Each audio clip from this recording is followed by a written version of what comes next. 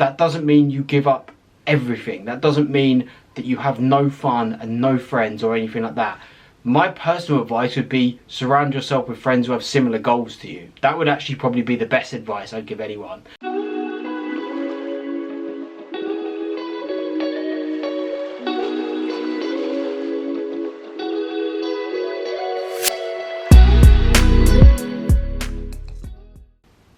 Hi guys, how are we? For those of you new here, I'm a psychology student trained to be a therapist, so on this channel we talk about positivity, mindset, well-being, mental health and all things like that. So if that sounds of interest, stick around. Today I wanted to do a video about helping you implement good habits into your life. Anyone who's watched the channel knows that I've read Atomic Habits recently, and that's really helped me sort of implement better habits into my life as well. But it's something that I wanted to pass on some of the message from the book, but also this video was inspired by sort of a conversation I heard some people at work having the other day, and I was sort of, they would always comment on about how much water I drink, and I was just sort of saying I always aim for a gallon a day, blah blah blah.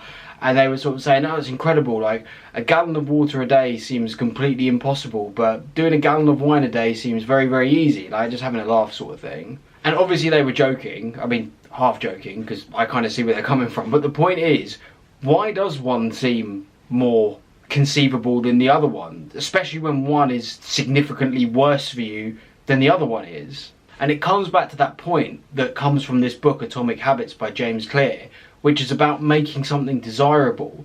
Drinking water is just boring. Like it's sometimes it's quite refreshing if it's a warm day, but in general, like drinking water, we just do it to keep ourselves alive. We don't do it for any other reason by that. You don't really look forward to drinking a glass of water. Whereas some of us look forward to having a glass of wine every now and then. And it's about that desire, and it's almost to the point of a reward.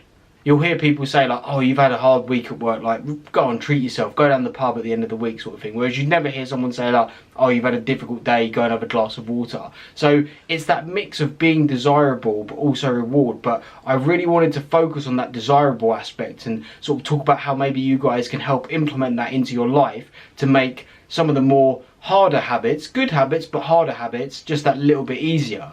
I think one of the reasons that a lot of people struggle with sort of health and fitness and everything like that is, unfortunately, often good habits aren't particularly desirable because they involve sacrifice. Things like waking up at 6 AM, going for a 5k run, skipping nights out to rest and recover, eating healthy food, not having the cookie, not having alcohol. These things aren't particularly desirable. Like they're not, no one or very few people sit at home and think, oh, I really can't wait to wake up at 6 AM tomorrow morning, or I really can't wait to go running in the freezing cold and rain. Like they're just not desirable, but that doesn't make them worse habits. And what's interesting is they're not desirable because of the short-term immediate effect they have on you, which means if you can link a reward to them, especially an immediate reward, that is going to make them more desirable, which is going to make them easier to implement into your life.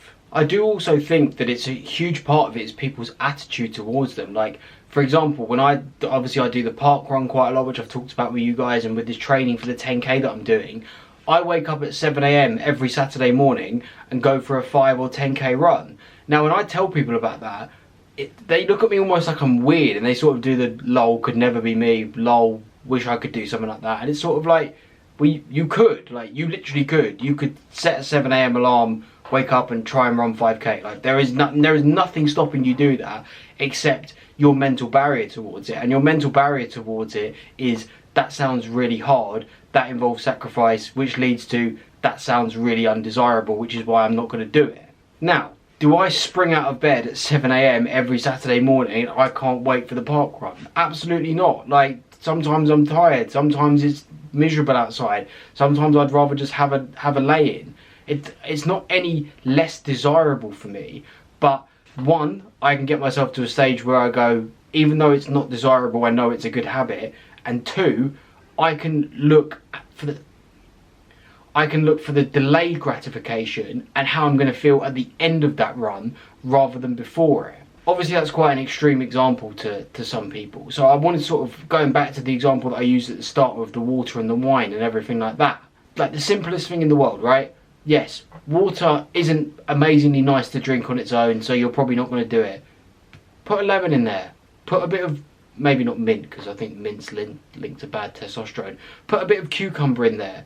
just put it in the fridge or something like that, so it's really, really cold water. Everyone likes cold water. Or have sparkling water instead if normal water's too boring for you. You can do such little things to make it more desirable. Like personally, lemon water is absolutely banging. Like one of my favourite things I used to do was cut up a lemon, put it in the freezer, and then in the morning I'd put 2 like frozen segments of lemon in a cup and just refill that throughout the day, and like a gallon of water went pretty easy because I was actually enjoying drinking it. It was almost like drinking sort of a soft drink or something like that. Again, getting up at 6 AM or something like that, where it may not seem desirable, make it desirable. Like in the immediate, give yourself an immediate thing. I don't know, have like a playlist that you really, really enjoy, that you go, oh, like if I get up that extra bit earlier to go to the gym, I get an extra hour of my playlist. Or I don't know, like I'm sounding really nerdy now, but maybe like a certain podcast where if you go, I don't get up at 6. Like personally, I know that if I don't get up at 6, I don't get all my podcasts in before I start work, which means I miss out on them. And for a loser like me, that's really gutting. Or even if you've got like a really nice tea that you like or something like that, and you go, if I get up first thing at 6 AM,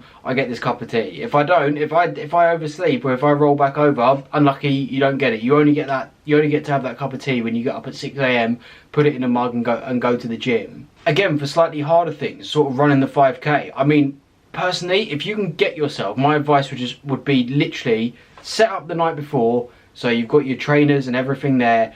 Roll out of bed and just get outside, because once you've started going, once you've shut the front door and go outside, you're not going to go back in, take off all your running stuff and go back to bed. Once you're up, you're up. Certainly once you get to wherever you're going, once you start running, you've done it. That's the thing, and that's one of the beauties of things like running, is as soon as you've taken the first step, you've basically done it. Because once you've started running, you're not going to like stop running and walk home. And do you know what, even if you do, you've still got to run a bit and gone for a walk. Like, you can't really lose with things like that. But if you want something that is more immediate than that, find a friend, or even if you go on your own, find a really nice coffee shop, somewhere that you would never like really go and spend the money on, or like one of those healthy smoothie places, something like that charge stupid money for a pear in a cup. Like, do you know what I mean? Like one of those places that you would never go to. Reward yourself with it. You don't have to do that every time, but maybe just the first few times to get yourself going. Now, I do want to caveat with this. Don't reward yourself with something unhealthy. Don't undo the good work you just do. I see so many people at the park run where they've said to themselves, oh, if I go for the run, when I go to this coffee shop afterwards, I can get myself the fattest piece of chocolate cake going. Like, you can if you really want to, but you've kind of just undone the good work you've just done and put a load of crap in your body. So I would put that caveat in there. The final one on the mental side I talked about earlier, skipping nights out or not drinking and having a night in. Rather than, if you say to your friends, oh, I can't go out tonight, like I'm taking a bit of time off the drink and I need to recover. If you sit in your room scrolling on Instagram, looking at their stories, just going, oh, I wish I was there. To be honest, you may as well have just gone, because you've just completely wasted the evening. You've got absolutely no rest, no recovery, you haven't got an early night.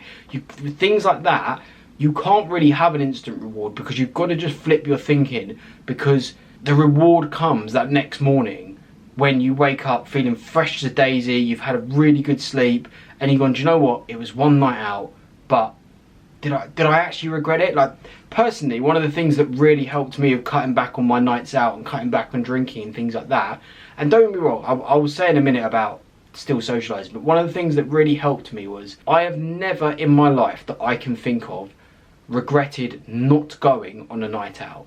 I've never had a time where I woke up in the morning and looked at the group chat or looked at Instagram and gone, oh, like I really wish I'd gone to that, I really made a mistake.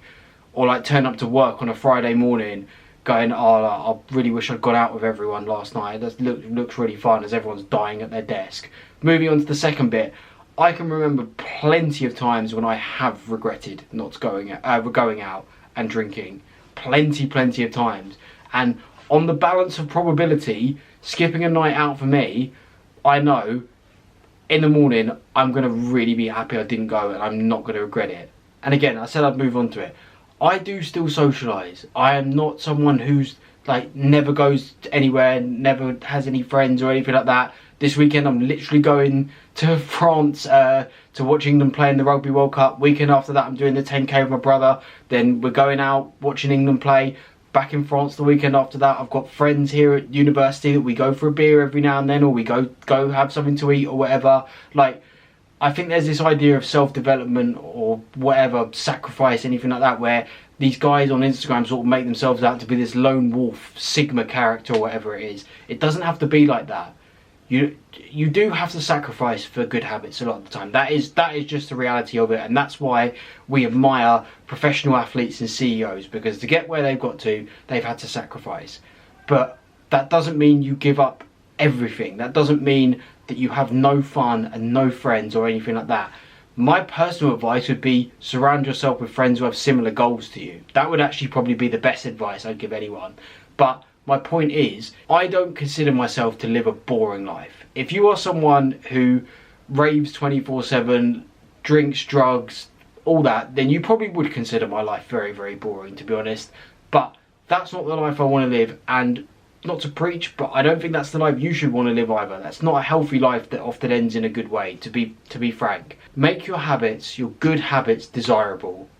Just see how you feel. I always say on this channel, try it. Try it for 6 weeks. See how you feel. If you feel worse for doing all the things I've said, unsubscribe and never listen to me again. But I don't think that's going to happen. Thank you for making it all the way to the end. I do appreciate you guys who stick around. If you did find any of it useful, please do consider liking and subscribing. I drop 2 new videos every week.